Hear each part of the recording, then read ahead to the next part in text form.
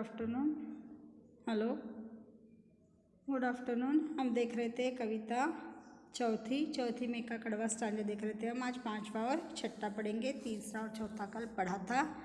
तो इसकी कविता की पंक्तियां है।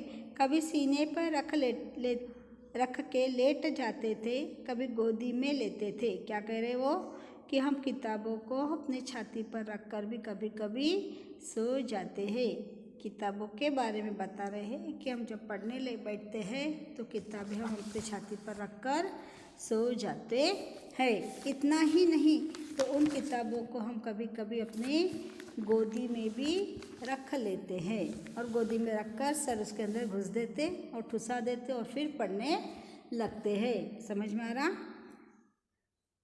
कभी घुटनों को अपने रिहल की सूरत बनाकर नीम सजदे में पड़ा करते थे। नीम सजदे का मतलब है आधा माथा टेकना, आधा ऊपर रखना, आधा चिपका देना। इस ढंग से हम अपने घुटने के ऊपर उसको रिहल के जैसे, रिहल बोलते तो घड़ोची जो होती है हमारी, ठौनी बोलते हैं हम किताब रखने की। मोटी मोटी जो किताबें होती है हमारी, जो शास्त्र वगैरह होते हैं, हमारे ग्रंथ होते हैं, उसको हम हाथ में नहीं लेते तो ठौनी पर रखते, तो उसका घुटनों के जैसा शेप बनाकर उसके अंदर जो गैप होती है उसके अंदर हम हमारी किताब रखते हैं। तो उसी प्रकार इस किताब को हम अपने घुटने के रिहल के आकार बना लेते हैं, उसके अंदर किताब रखते हैं और हमारा सिर उसमें डाल देते हैं और फिर पढ़ने लगते हैं। नीम सजदे बोले तो आधा माथा रखकर पढ़ना। छूते थे जरबी से, छूते थे जरबी से, जरबी यानी भी माथा होता है। छूते थे जरबी से, सर को घुटने के बल पे रख देते थे और पढ़ते थे। वो सारा इल्म तो मिलता रहेगा आइंदा भी। इल्म, इल्म म्हणजे ज्ञान, इल्म का मतलब होता है ज्ञान। और आइंदा बोले तो भविष्य में, आइंदा का मतलब आया यहाँ पे भविष्य में। ये जो हम पढ़ रहे हैं ये सारा ज्ञान हमको भविष्य में भी मिलता ही रहेगा। ये ज्ञान खत्म होने वाला है क्या हमारा? नहीं। हम ज्ञान काय के लिए पढ़ रहे कि हमारे ज्ञान का हमेशा हमेशा बढ़ोतरी हो, हमारे ज्ञान के अंदर बढ़ता जाए हमारा ज्ञान। इसके लिए हम किताबें पढ़ते हैं और किताबें पढ़ने के बाद में हमारा जो ज्ञान बढ़ता है वो हमारा भविष्य में काम आएगा। समझ में आ रहा? वो सारा इल्म तो मिलता रहेगा आइंदा भी। आइंदा बोल तो भविष्य में, और इल्म यानी ज्ञान। देखो यहाँ पे जो उर्दू शब्द दिए हैं इनके आपको अर्थ देखना है। रिहल का मतलब होता है किताबें रखकर पढ़ने के लिए बना एक काठ का, एक प्रकार का बंद होने वाला एक साधन है। खोलना और बंद होने वाला एक ये साधन है रिहल। घुटने के आकार का हम उसको बना लिए हैं और उस घुटने के आकार का बना के उसके अंदर हमने किताब रख दी और उसके ऊपर हमारी मूरत सूरत रख दी और उन किताबों को हम अब पढ़ने लगे हैं। आधा आधा टेक कर हम किताबें पढ़ने लगे हैं।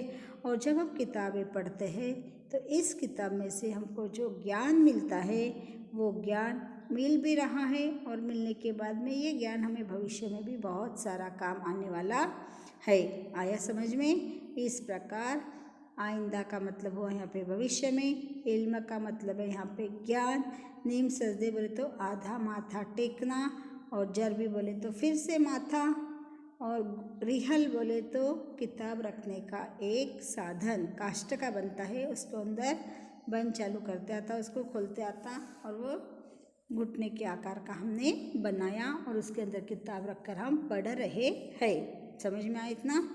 अब हम आगे का स्टांजा देखेंगे। मगर वो जो किताबों में मिला करते थे सूखे फूल और महके हुए रुक्के। क्या कह रहे? मगर पहले के ज़माने के अंदर हम क्या करते थे, पढ़ते पढ़ते किताब के अंदर एक आधा फूल हमारे पास में होगा तब उस फूल को किताब के अंदर रख देते थे। एक आधा कोई झाड़ का पत्ता है, जैसे हम सोने दशहरे के दिन जो सोना देते हैं उसका पत्ता है, बड़ के झाड़ का पत्ता है, पीपल के झाड़ का पत्ता है। ये पत्ते क्या करते हैं हम सुखा लेते हैं, हमारी किताब के अंदर रख देते हैं, सूखते रहते, उसके अंदर सुंदर सी ऐसी जाली आ जाती है। तो हमारे को आदत थी ऐसी बचपन में। और वही रूखे फूल अब जब हम किताबें पढ़ते हैं तो हमको मिलते थे और उसकी महक सुनते सुनते हम उसके अंदर रख देते थे। रुक्के, रुक्के यानी रखा, छोटा पत्र टुकड़ा। उसके अंदर हम रख देते थे। किताबें गिरने उठाने के बहाने रिश्ते बनते थे, उनका क्या होगा वो शायद अब कब नहीं होंगे। क्या करा इसके अंदर कि जब किताबें हमारी थी तो हम किताबें हमारी यदि गिर गई तो उठाने के लिए बड़ा कौन है छोटा कौन है, कौन उठाएगा। समझो हमारे टीचर की किताब गिर गई तो हम छोटे बच्चे जाकर उनकी किताब उठाकर हाथ में दे देते हैं, है ना। और यदि हमारे बेंच के ऊपर हम 2-3 जन बैठे हैं, कहा दी किताब उठ गई तो अरे उधर से वो उठाता इधर से हम उठाता और दोनों उठाते हुए आँखों में इशारे हो जाते हैं ना, रिश्ता बनने लगता है। इस प्रकार के किताबें उठाते उठाते हमारा क्या होता था, रिश्ते बनने भी शुरू हो जाते थे। समझ में आ रहा।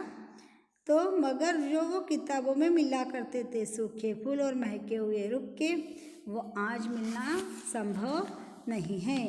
अब वो सारी जो बातें थी किताबों के साथ में, जो रोचक बातें चिपकी हुई थी जुड़ी हुई थी, वो सारी बातें अब इस कंप्यूटर के हमको मिलना नहीं है। इसमें उसका कोई अस्तित्व है ही नहीं।